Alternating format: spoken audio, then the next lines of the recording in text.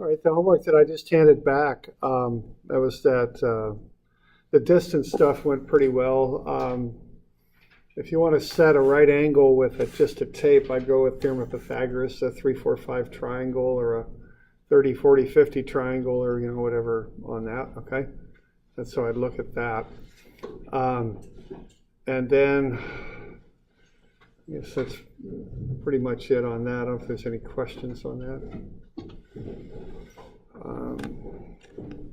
The level loop stuff, there were a couple questions on GPS. I didn't really cover them well enough, so I didn't take anything off for them. But then, if you got them wrong, but the native GPS output is latitude and longitude and ellipsoid height. And then the reason we don't use that so much is you can't do much mathematics with it. You can't figure out very easily how far apart 2 points are if they're in latitude and longitude. So what we do is we convert the latitude, longitude, and geoid height into state plane coordinates or some sort of projection coordinate system, and then we use what's called orthometric height on those. Okay. And then let's just go through one of these level loops because there was a little bit of trouble with that. So let's just have a look at it.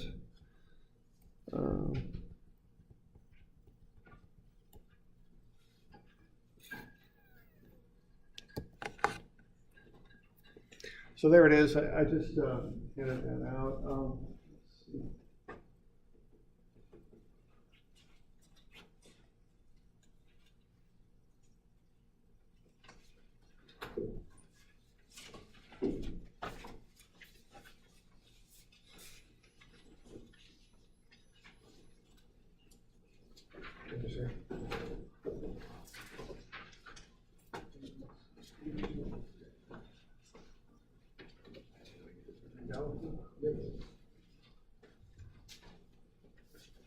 All right, so here's number 3. So what you do with this stuff is you start at your initial elevation, which in this case is 100. Spread the notes out would be my suggestion. It just makes them easier to follow. And I think most of you got the basic notes right. You take your initial elevation, add the back site, you get the HI, then subtract off the force site, you get the elevation on the ground. And you just repeat that process. Now, on this example, as you repeat it, you end up at 96.48. Okay. So now you've got the data. Now, what you want to do with this is check your calculations. So add up all the back sites, add up all the force sites. This is called a page check. Take your initial elevation plus the sum of your back sites minus the sum of your force sites. That should be your final elevation. That worked out. Okay, so that's good. Then what you do is you take the elevation you got minus what the recorded elevation is for that point, which is assumed to be good. So we came in at 96.48. The actual elevation of that point is 96.45. So if you subtract those two out, we get a positive because we came in high, so it's positive 300ths. That's the error of closure, EOC. Now we want to see if that's okay, if we can live with that. So one way to do that is to take 0.02 times the square root of the number of setups. There's 4 HIs, 1, 2, 3, 4, so that's 4 setups. So it's 0.02 times the square root of the number of setups. That gets you 0.04. That's the acceptable error. That's how much error you can have and still assume you're good enough. Okay, so what you can then do is look at the error you actually had, compare it to your acceptable error. We're less than that, so we're okay. Okay. So we got any questions there on that so far? We're doing all right? Okay. Now, the next thing you want to do is fix it. If your error is okay, you can go ahead and mathematically fix it. So what we're going to do to fix it is we came in 300ths high. our area of closure is 0.03 positive. So we take the negative of that and divide it by the number of setups. So negative 0.03 divided by 4, that's negative 0.0075. That's the correction factor. Okay. So what we do then is start correcting these elevations over here by the correction factor. The first elevation is given, that's not going to change, so that stays right where it is, 100. The next one comes down by 0.0075. Now we only shot this loop to the 100th, so we round everything to the 100th. So we're coming down 0.0075, that'll round out to 100th, so that's 91.38. Okay, then the error accumulates, that's our assumption. So on the next shot, we go 0.0075 negative times 2. It's negative 0.015. I rounded that up to 0.02 negative, so that gets me 91.52. Then I took the negative 0.0075 times 3. And I got minus 0.0225. That rounds out to negative 0.02. And then minus the correction factor, 0.0075 times 4, that's negative 0.03. So that's 96.45. That exactly corrects my error, which it should on the last shot. Okay. So that's how you do those notes there. Okay.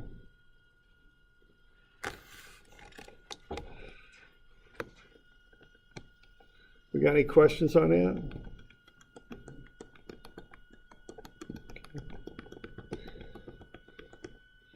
And this is something you ought to know how to do. You know, this will be on the test and all that because you ought to know how to do it. Okay.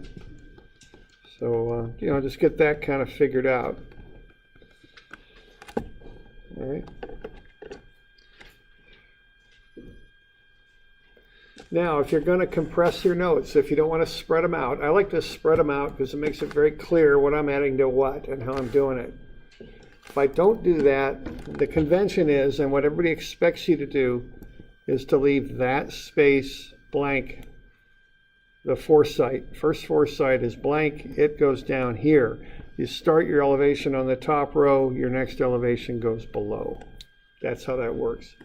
So if you're going to compress it, make it more compressed, you have to do it this way. Because if you don't, you're doing it different than everybody out there. And that's going to confuse people, okay? So if you want to spread it out, that's fine, because anybody can read this. Even somebody who's used to doing it this way, they'll still make sense out of what you're doing here without any problem. But it doesn't go the other way. If you do this in some funny way, you're going to confuse people, and that's trouble. You don't want to do that, okay? So if you want to compress your notes, that's fine, but it's got to be done in this particular fashion. That top space is blank. That's how people do it, okay? All right. Any questions on that?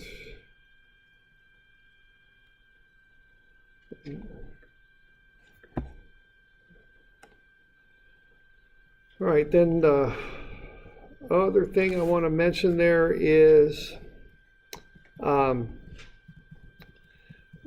there were some problems on 358, I think it was, doing that profile leveling. Now, one thing to keep in mind here in this class is, you know, some classes like statics or calculus or something like that, they show you some examples and they give you homework that might be a good bit different from what they showed you, and you know, you figure all that out. This class is different. What I'm teaching you here is processes to do stuff that surveyors figure out, okay?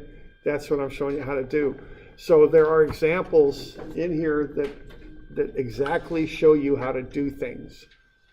So if you're not 100% sure of how to do your homework, go to this page in your notes, open it up, and just look at it. You know, I got some of these things that were turned in that were very different than what you're looking at right now. You know, and obviously the numbers are different because it was 358. It wasn't this that you were working on. But all the same, you know, have a look at this stuff. I mean, I can't think of a case where there's not an example in the book that will help you guide you through the homework, okay? So get used to that. If you're not sure how to do it, go look in the book first, okay? You know, you can always, if you got questions, you can always get in touch with me. I'm happy to help you. But, you know, if you're not going to get in touch with me or you know, just general principle, have a look in there, man. I mean, you know, I'm laying this stuff out and trying to show you how to do it. And it's not like you make up something a little different. This is how you do it. So just have a look in the book if you've got questions on your homework and you're not sure how to proceed and you can't get a hold of me or whatever. Okay? All right, so I just want to point that out. Any questions on that stuff? Okay. All right. All right, now the lab, you know, we kind of came in and we didn't go over the lab, so you could turn that in Thursday if you want. Let's just kind of go over some things on that, just so we're sure that everyone's doing okay on this stuff. For starters, are there any questions on that lab? The homework's due today, but the lab is not. So, for starters, are there questions on this thing?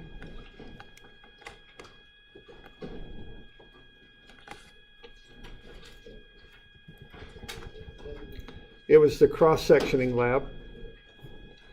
The purpose is to do a drainage study on that walkway up there. And what they call in industry, they call them deliverables, okay? What they want from you. Weird name, but that's what they call them.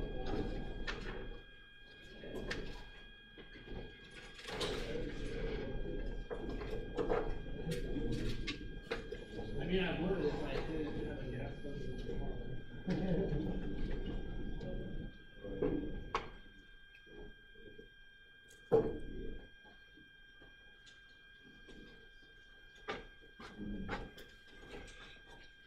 All right, so the first thing I want is from everybody a set of notes, and everybody turns one in and does their own.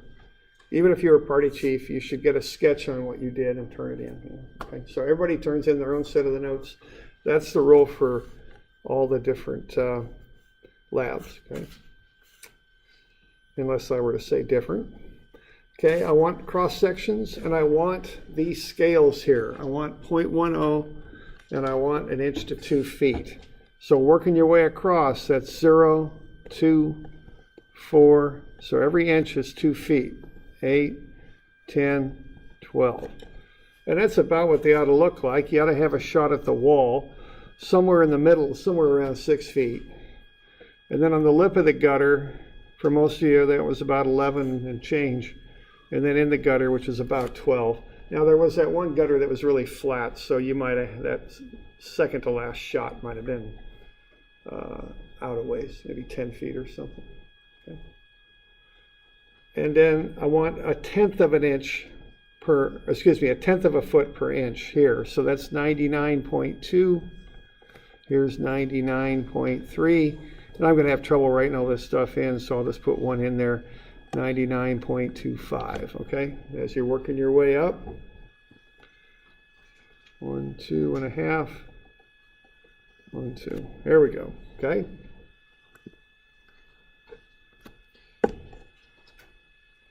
Questions on that? Okay. So the scales are important. Be sure you're using the proper scales there. On the old copy, it said, okay, so that's the scales for the cross sections. Okay. And of course, this exaggerated vertical scale is going to make that little dip into the gutter look like Niagara Falls or something. But you know, that's why you use this exaggerated scale, so you can look at it and see what it's doing. That's the purpose of doing that. Okay. Now this thing, I want 1 inch to 1 inch is 10 feet both ways. Okay. So keep the same scale both ways, because I want that, you know, to be able to match that up with a Google map kind of thing. I want that to scale, and then you put the arrows on there showing which way the water flows, and the water flows down. So just kind of figure out which way's down and get the water flowing that way. Once it gets in the gutter, if they did that properly, and hopefully they did, it should flow to the drain. That's what it ought to do. Now, here's where I had NTS, but I've crossed it out, so that is not NTS. It's 1 inch to 10 feet. Okay.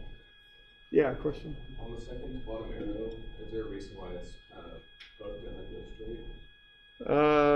No, I just kind of sketched it in. Oh. Yeah, that's not really significant. So yeah, I guess that is a little bit wobbly there, but it doesn't mean anything. Okay. So we okay with that? Okay. So you're going to turn in a set of notes. You're going to turn in cross sections for all those 7 sections, and then you're going to turn in a drainage map. Okay.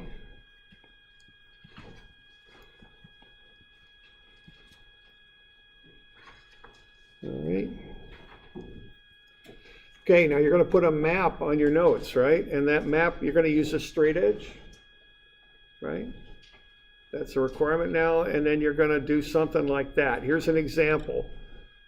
See what that map there does is it shows somebody, if you're in the courtyard, here's where we worked, right up here. And really, I probably should have had second floor on here somewhere, just so people would know, you know, where the work was done at, okay? But just be sure from your map, it isn't just a zoom in with a rectangle and some stations on it. Be sure that someone can look at it and go, okay, here's where they're at, okay? So what we want out of that, and I want a straight edge on that too, okay? And then, let's see, remember to get the date, the weather, your name, party chief's name, and the crew names, the name of your crew too. So both the name of the crew and the people who were there, the date, the weather. I don't know, there's that list of stuff, and of course I can't remember it all right now, but just all the stuff that's listed on page 161, plus use a straight edge for the map. North arrow, remember that. Surveyors, you know, they don't write birthday cards without putting north arrows on them. That's just how surveyors are, okay? So everything's gets a north arrow. Okay. All right. So we good on that? Yeah, okay. So that can come in on Thursday. Now on Thursday, what we're going to do is we're going to go out and we're going to do grade staking, okay? So we'll actually be outside. I don't think we'll be under the deck. It should be a nice day. I don't know quite how the turf is. It should be fairly dry. I'm not sure. You know, we're that this land is low ground, so it gets really soupy, you know, and I imagine it's drying up pretty good, but I can't guarantee it. So, you know, I usually wear shoes that'll take a little bit of water on them without soaking through. So I suggest that. We'll be out near the activity center is where we'll be, I think. Scheduled to be a really nice warm day, but we'll see, okay? So just come to go outside, okay? We're gonna grade stake is what we're gonna do.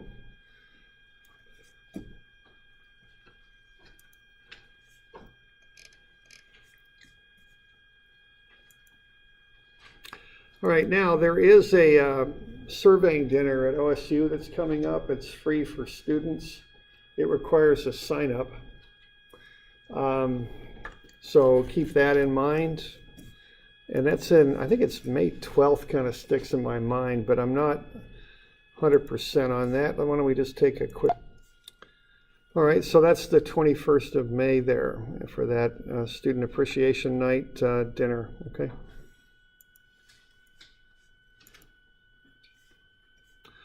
All right, now let's kind of get into some more of these grades because that's what we're going to do on Thursday. And this is a pretty important thing for you if you're doing any kind of construction work. Grades are just very important, okay? So we got to be comfortable with these.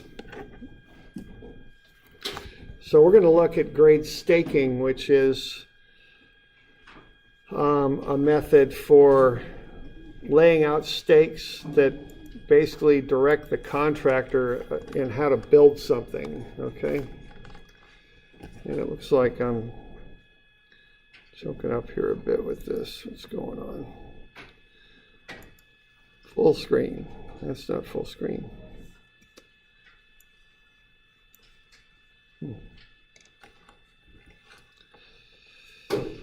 One more try. Do that.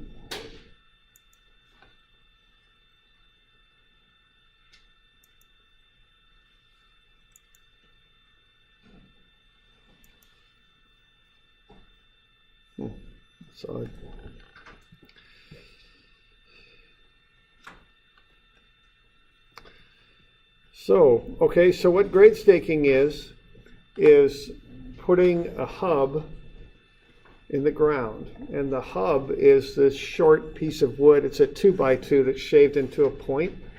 You get out there with a little bit of a hammer and knock that thing in the ground. Then next to the hub, you put a piece of lath.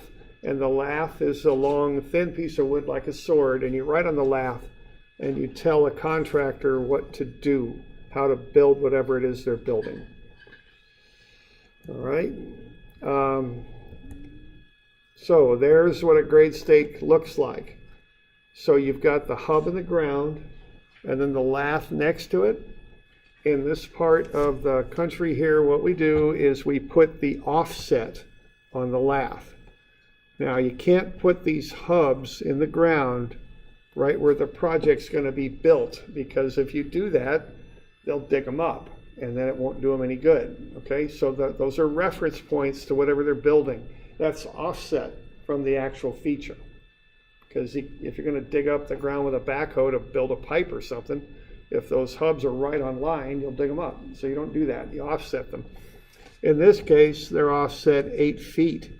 So the first thing you do is you write an 8 and you circle it on top with a Sharpie on top of the lath, and that means go over 8 feet. Now, in truth, the lath are turned 90 degrees. You'd be looking at the thin side of the lath here, but of course I didn't draw it that way because then you couldn't read the lath and see the hub at the same time. But the lath should be in the ground like that, okay? Thin side. The writing on the lath should face towards the project. Okay, so that's how that ought to work. So you tell them, the contractor, how far to go over. Then you tell them to go up or down. C means go down. C means cut. And that means go down. F means fill. And that means go up. Those are dirt terms, cutting dirt or filling dirt, okay? So in this particular example, we're going to go down 8.17 feet. And sometimes they'll write that like this, which is why you see surveyors writing the notes like that. Sometimes lath are quite narrow, so they'll write it like that. That means 8.17. However the heck you write it, it means 8.17 is what it means, okay?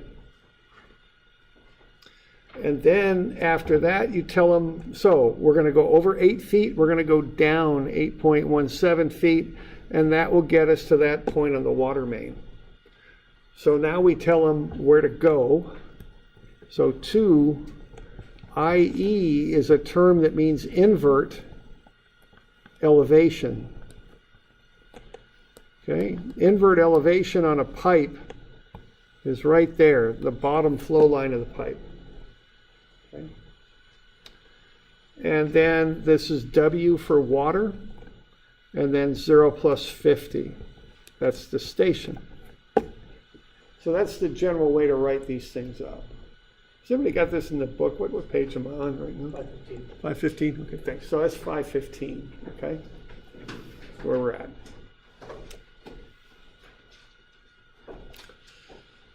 And so regardless of whether you're setting these, which is what the engineer surveyor would do, or if you're a contractor and you're reading them, somebody has to know, what the heck's going on here, okay? And what this stuff means. Now, now there's different color ribbon, surveyor tape that's used. Usually for water, you use blue. Obviously water is blue, so they'll tie some blue ribbon on that, typically. Sewer is often green, storm drain is often purple, and road is whatever the heck else they got, white or something like that, okay? All right. So that's how that works. We got any questions on that bit there? Yeah. What is that W in the plus 50 standard? The W means water. So they'd use W for water, SS for sanitary sewer, SD for storm drain, and TOC for top of the curb, which relates to the road. And then they might also have a kind of a excavation for how deep they scrape. You know, when they build roads, it gets scrapers out there and scrape. So they might have a term for that too. And then the 0 plus 50 is how far down the line you are. That's the stationing, kind of like what we did when we cross-sectioned. Okay. Yeah. Okay. So that's what that looks like in reality there. That one's a little hard to read, but you can kind of see a fair amount of it. Okay, so you see this 7 circled at the top. TFC means top face of curb is what F means. It means the same thing as top of curb, okay? 42 plus 00 is the station. I'm not sure what the heck they're doing there. And I can't quite read that. Cutter to fill. It looks like an F for a fill. 0 something or another. 010 to the top of the curb, I think is what that means, but it's hard to read. Okay. All right, so that's the drill on that. So we good? We got any questions on this? Okay. All right, now we've done part of this already, because what's going to happen here if you survey this, the first thing you're going to do is you're going to go through the plans and figure up the grade on whatever it is you're building. In this case, let's say we're going to build this curb here. Okay, and we've got a 5-foot offset, and this should be another page in there. 516. 16. Okay, thanks. 516. Okay, and then I think 517 might have a little fancier version of the calcs there. You got like a set of plans and some stuff in there. Everybody got that set of plans in there on 5? Is it 17 or whatever the heck it is? Should have a set of plans. It looks a little different than what I got up here. It's fancier. It's got a picture of Weldon Street. Is that Weldon Court or something like that on that cul-de-sac? I think it is. Yeah, Weldon Court. Okay, that's it. Okay, so let's figure up the grade of the curb. Okay, so you have a set of plans, a little fancier than what I've got, but it's the same deal. You've got these elevations here. So why don't you figure up the grade on that, okay? Start with that, and once you got the grade, it's a nice even number for the grade. Once you got that, find the elevation of 100, 1 plus 25, and 1 plus 50. So let's get those grades figured out. Now this is what you'd be doing. If you're a party chief, you're gonna get your crew busy, setting up equipment and, you know, doing all that kind of stuff. And while they're doing that, you're gonna get the plans. You know, if it's a nice day, you'll put them on the hood of the truck and you'll start running these numbers is what you'll do, okay? That's generally how it works. So get the grade of that line figured up and find the elevations at those stations.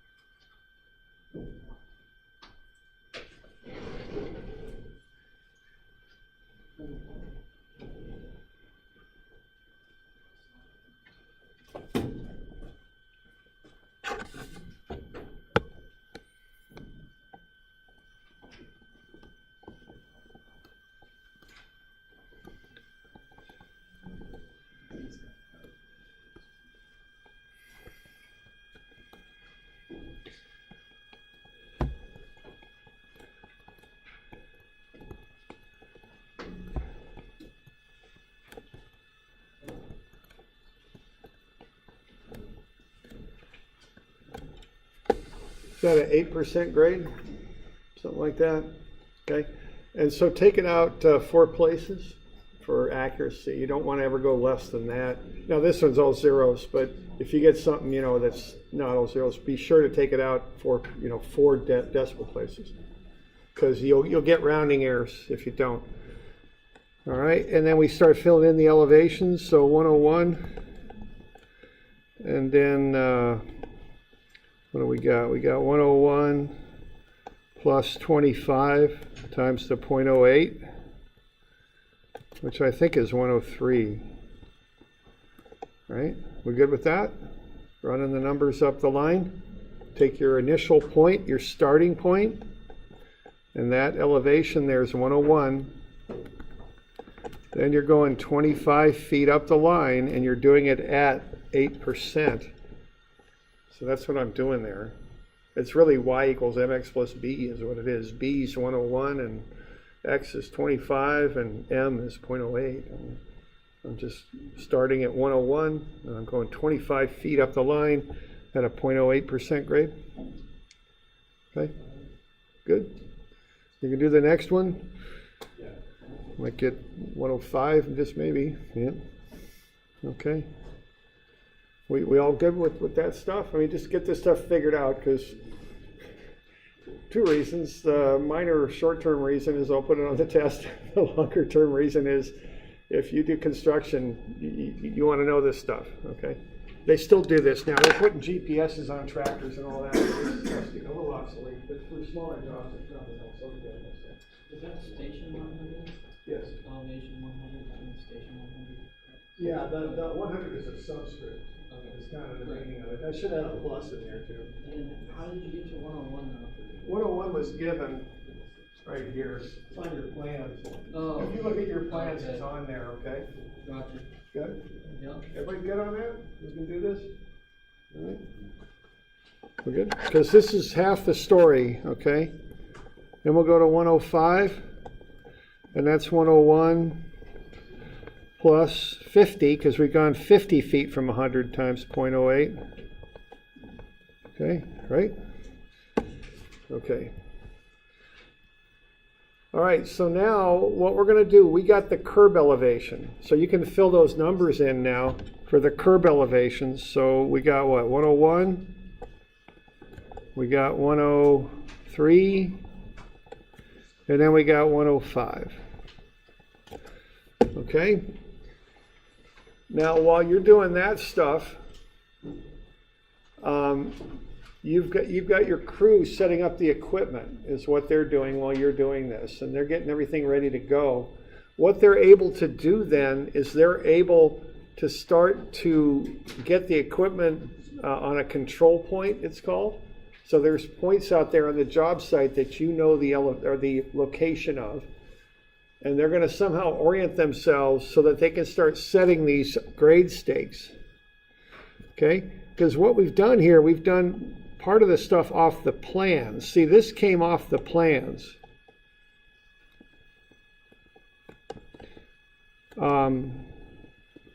Plans are sometimes known as blueprints, even though they're not very blue anymore, but I guess sometimes they are. Depends on how they ran them. Okay. So that comes right off the plans. That's the elevation of the curb. That's what the designer decided to do. Now what you're going to start doing is setting hubs. Okay, so as a surveyor, what you're going to do is you're going to start pounding in these hubs here. So they're going to use your survey equipment to put those in the ground, and they're going to be set 5 feet off of the specific points you want to stake. Okay?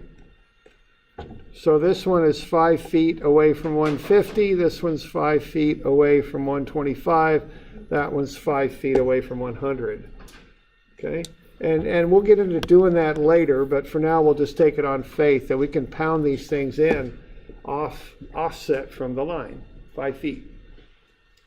So in the field we can figure out where to put those. Okay. Now what we got to do is tell the contractor how to get from those hubs to the curb that the contractor is supposed to build, and that's going to be done on the lath, which is the thing that looks like a sword and is pounded in next to the hub.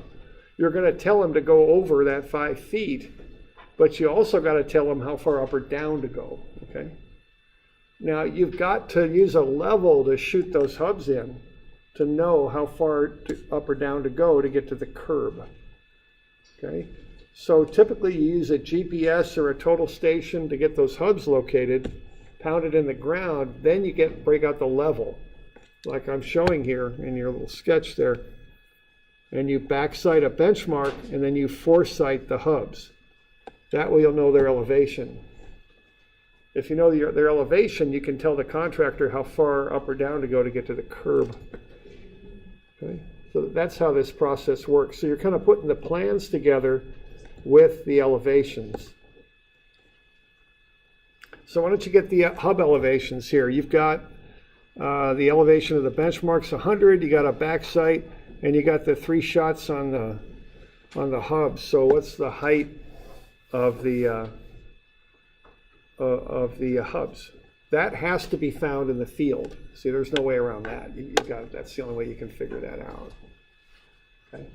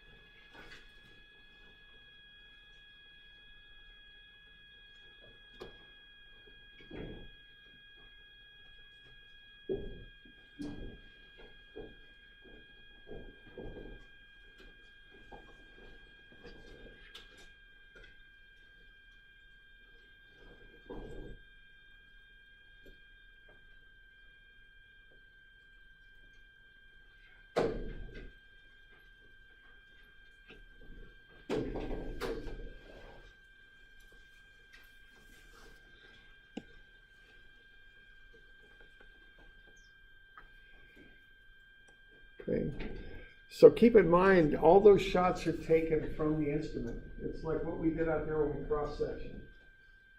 You're not moving the instrument around here anymore than you have to. So you just set that thing up, you run the rod down those hubs and just keep shooting one hub after another. So everything comes off of the HI. Everything comes from the eye instrument. It's not like you're looping or moving the instrument around. There's no reason for that.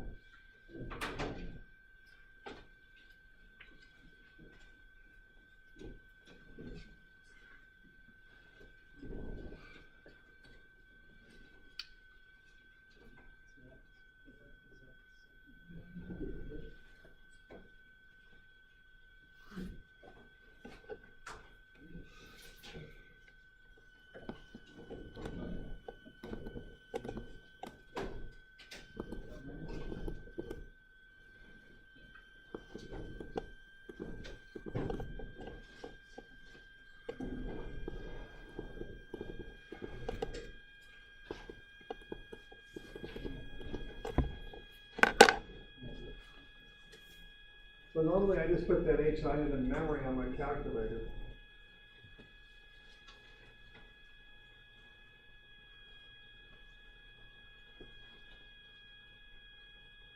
And then I just subtract off the foresights.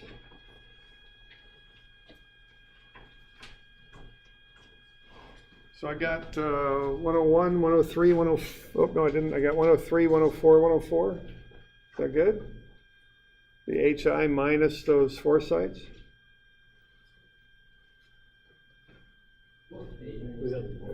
You got different numbers? Bummer. What do you got? Oh, really? Wow, you got really different numbers. Sorry. We don't have that page either. You know, but the curb elevations are good, right? It's just harder. Oh, it's 109, but it's 742, 651, and 532. Okay, didn't realize that. So 741, 42, 651, and 532. Thank you. All right, let's try that again. So we got 109, so we get, was it 101.58? 102.49, then 103.68. Okay, here we go. Okay, so we good with that? So we get those hub elevations? And you got to go out in the field to do this because, you know, they're digging a ditch in the ground. You get the pipe elevations from the plans, but you get the hub elevations from leveling, from profile leveling in the field.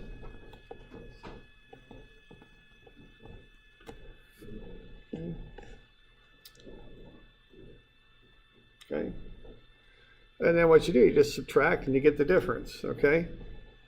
So cut means down, fill means up. So this one's going to be a cut because you're going to come down 0.58.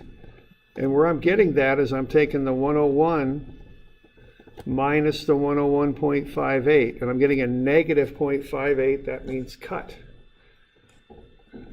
Okay. Why don't you fill out the other two?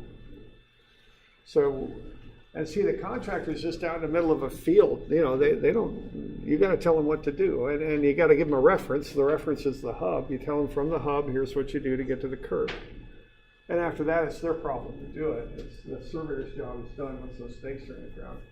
The contractor has to have the means to do that, and they do. And they got people called grade hops that get this figured out, and you'd be amazed. You know, they're good at it. You know, getting this stuff in the ground.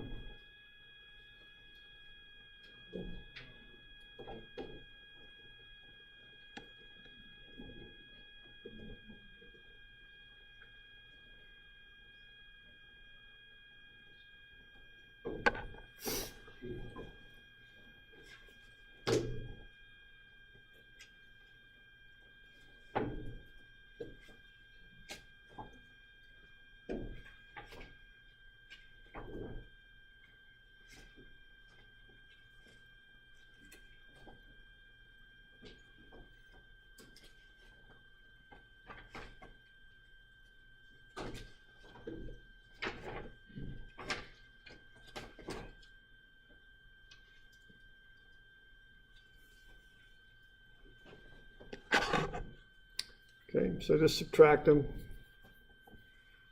C means down, that's cut. F means fill, and that's up.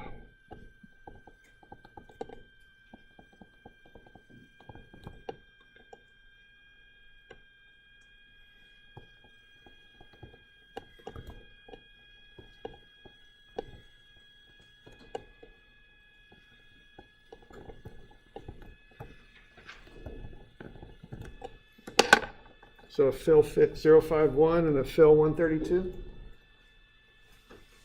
Is that about right?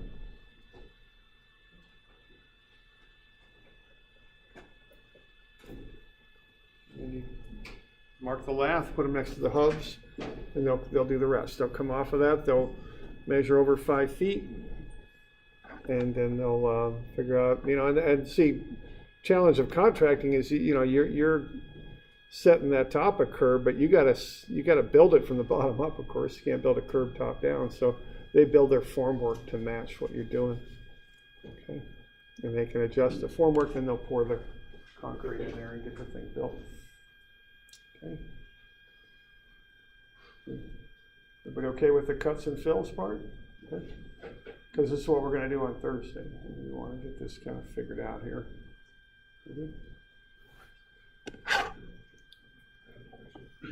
Question? Yeah. So the curb elevation is what you want, and the elevation that is given, that's what you're trying to see, you're gonna cut with fill, correct? Yeah, you're coming off the hub to what you want on the curb. So, yeah, from the plans, you get what you want. The hub is where you are, and how you got to tell them how to get from there to the curb. Is that it? Okay. All right. Okay. Now, why don't you fill in that lath real quick? Just fill that in. And you got an example of that on page 515. So you got a picture of some lath there. Let's get that filled in.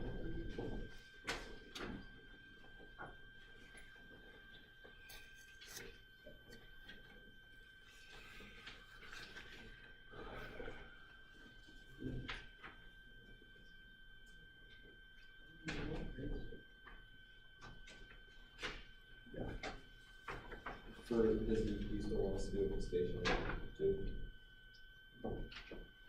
Oh, yeah, okay, station, Because then, that's the wrong station, just do it for station 1, you got this up right there, I know, so I kind of revised that thing, so that goes in. So just do it for station 1, 1 plus 0, 0. You got that data, you can fill it in easily.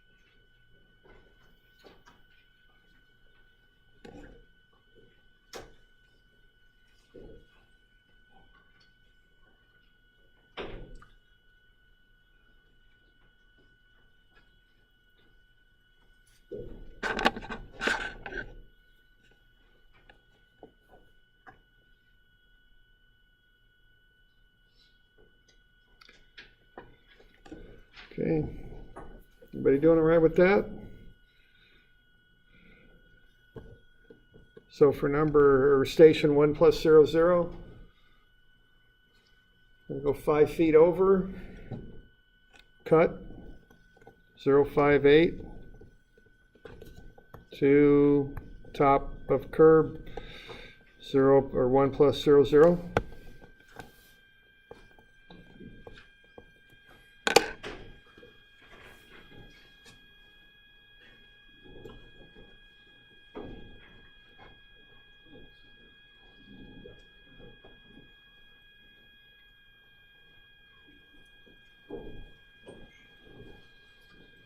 And the number circled is an offset, Yes. right? Okay. Yeah, top of the lath circled, that's how far over you come. And then a C or an F, and you tell how far to go up or down. For the next station, would it be the thing that says like the C, would it be an F? For the, for the next station, it'd be 5 still, because you're still offsetting 5. Fill, 0.51. To top of curb, 1 plus 25. Be the next one. Okay. Yeah.